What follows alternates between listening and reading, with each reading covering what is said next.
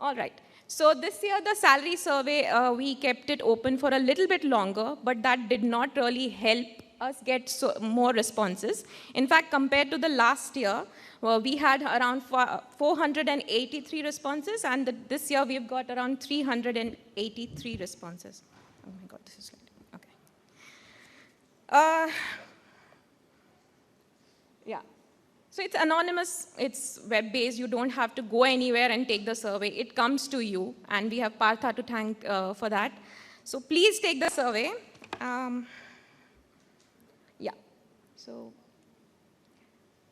So experience, right? This year there is a, sorry, the mic. So this year, if you look at the trend, the median salary has increased slightly, not much, and compared to in the 2021 bracket, you see a slight higher, and then again it settles down as the number of years of experience increase a little bit. The median salary experience per year is expected. The salary is, with the less number of experience, has a higher spike compared to the, and then again, as the number of years of experience increase, the graph sort of trend line stabilizes. Yeah, this is a very interesting find this year. The location-wise salary. So if you look at this chart, we'll see that this year Hyderabad has the highest number of median salary per year of experience. This should encourage all the other managers to take a close look at this survey this year, right?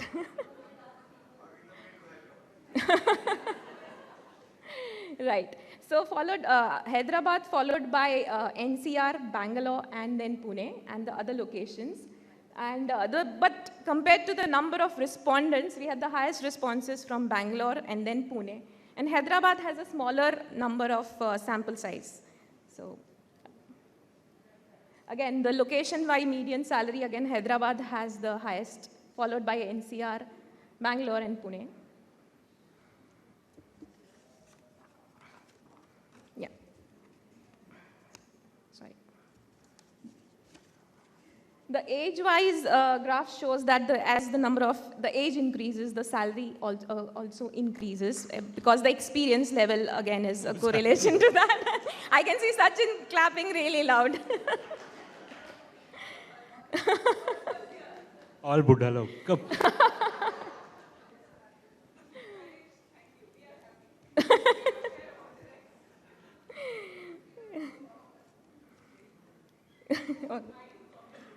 I'll do one. Yeah. We also asked about the job role, and this is a very interesting slide. This time we modified the choices that we were giving previously, and we included editing and creating information architecture because a lot of writers these days also do these roles along with the regular work. And if you look at here, I was very happy to see there were 5 editing responses. I'm going to go back and tell this to Amruta. But the the average salary for the editing role is slightly lower than what a writer would make normally. And for the information architect, again, we got 23 responses, and the average experience is 9.4 years. And the average salary is almost double than the number of years of experience. So with the 9.4 years of experience, the salary is almost 24 lakh. Writing and supervising other writers also has sort of similar data here, along with the information architect. We had 81 respondents and the average experience was 12.2 years, which is almost, and the salary that they draw is again almost twice the number of years of experience here. Full-time supervision, of course, takes the cake, as these people were applauding here. So, and it's compared to the number of years of experience. Again, the trend is similar. It's double the number of years of experience. And the full-time writers was the highest amount of responses that we got,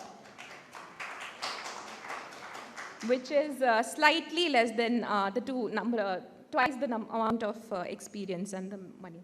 What is important here and interesting is that if we take the ratio here with 159 respondents and supervision, around 12 writers per manager is the ratio that emerges through these findings.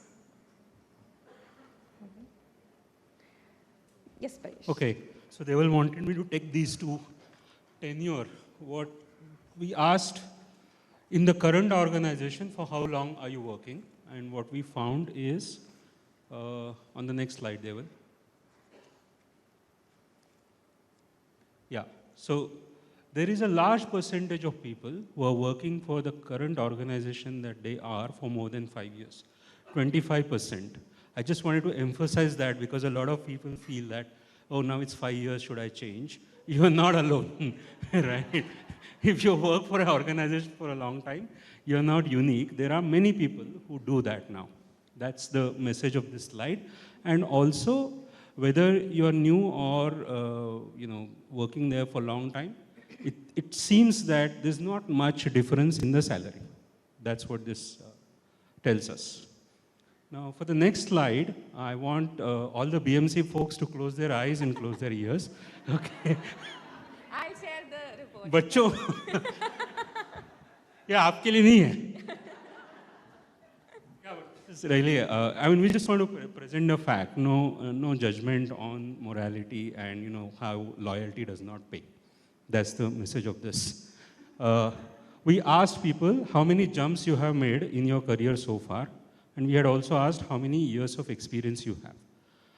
So if you divide those, you will know on an average how long you have stayed in a job, right? As an average, right? So people who have made faster jumps or stayed only between 0 to 2 years in a job seems to be getting a lot more than people who are loyal, who have stayed in an organization on an average between 5 to 10 years is about 1.81 compared to 2.48. It's a big difference, right? And you see that there is 0 in 10 plus, that is, nobody has an average tenure across all the employers that they have worked so far, right? There are a lot of people, so what that says is people make a lot of jumps and settle down in some company where they find a good match. So there are a lot of people who stay in their current company for more than 5 years and 10 years. But if you look at average across all the companies you have worked for, nobody has worked for each company for 10 years. Right? So that's what this is. So that's the message of this slide. As I said, it's a fact that we are presenting, and as a manager, I don't like that fact for sure. But that's what it is. Yeah. Thank you, Paresh.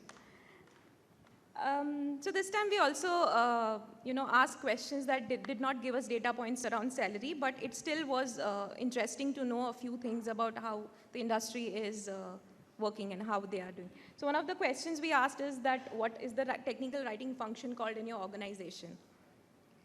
So most of them are, the highest number of department or teams are called IDD, then we have tech pubs, and some of them are also called doc ops. We also had interesting responses in the others that you'll find in the detailed report. This is, again, a question that we modified to include what is the scope of work. Because all of us do more than just end-user documentation or whatever is our day-to-day task. We also do UX labels, developer documentation, which is, again, API-related documentation, organizational taxonomy and all. So we found very interesting trend. You will not see that the percentage of respondents totals to 100 because it was a multiple choice question. But the end user documentation continues to be the most number of responsibility that we cater to. Right, so the next question we asked was what is the delivery medium of the documentation or help that we deliver to the customers. So a dedicated documentation portal is what most of the companies follow, followed by hosting it on the support site, and around 20% or 5%, sorry, 5% still continue to package it along with the product. What tools do we use? So this is a very interesting thing because we think if I learn this skill or I learn this tool, I might be able to leverage that with increased salary. That's the reason we sort of had asked this question, and this is what we found, that it does not make much of an impact. Tools do not impact the salary so much. It's more or less similar. So we have wiki-based desktop publishing, XML editor, and then we had a host of others, other tools that are used by smaller companies. Yeah, industry segment. Again, if you look at this, the IT had the most number of responses, and along with, but the comparison, the aeronautics still gets a lot of money. But the sample size there was only 3 responses versus around 300 plus responses for the IT sector. Manufacturing and computer hardware also has a little more, little edge over the IT, but yeah. Service company versus product company. So we still, the product company still has the edge over the service company. But again, the respondent data is only 16% versus 84% of the responses came from the writers working with the product company. Yeah, with COVID, everything changed for us, right? It was work from home, and then now the companies are asking to come to office. So this question we actually asked to know what is the trend that is the industry is following. So around 80% follow a hybrid model, and around 8% are forced to go to office every day. And around 11% have complete work from home. So I think the industry will continue to follow the hybrid model, but let's see what tomorrow unfolds. Team structure. So the lone writer, the team structure, the lone writers still continue to make a lot more compared to the writers working in team, mainly because they could be the only writer, of course they are the only writer in the company, and the company also might be smaller compared to the enterprise companies or other larger companies that have teams. In teams also we had segregation, wherein we had the teams are divided into different business units, or you have multiple teams working with each other, or there's a central team of writers. Freelancing. Freelancing, we do not get much responses, and the trend stays the same. We got around 4 responses out of the entire data size.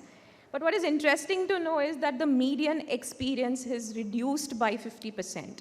Last year, it was around 19 years of median experience, and this year, it's only 9.5 years. But that also explains that the median R rate has also reduced by 50%. It was 2,000 last year, and now it's around 1,020. Satisfaction level. Now this will be interesting. But yes, so around 75% of the people are satisfied with their salary, so don't go back and pick a fight with your manager yet. There are a few not satisfied, but the numbers also are sort of a reason why they are probably not satisfied. So, comparison and trends. So this year, the average salary were increased by around 5.9%, and the median salary by 5.3%. Compared to the last year, this is again a reduced number, but that again makes sense because the market is sort of heading towards a correction. In 2022, there was a lot of increments that happened. People were getting offers all around, and this year there seems to be a correction. The median salary per versus experience also increased by 10%, so that's a good. Sorry, this was. So comparison, this is again, so this year US salary saw an 8% increment in the average salary median salary that they have. But again, 30% continues to be the margin that we have an edge over the US salaries. Thank you. That was all that I had.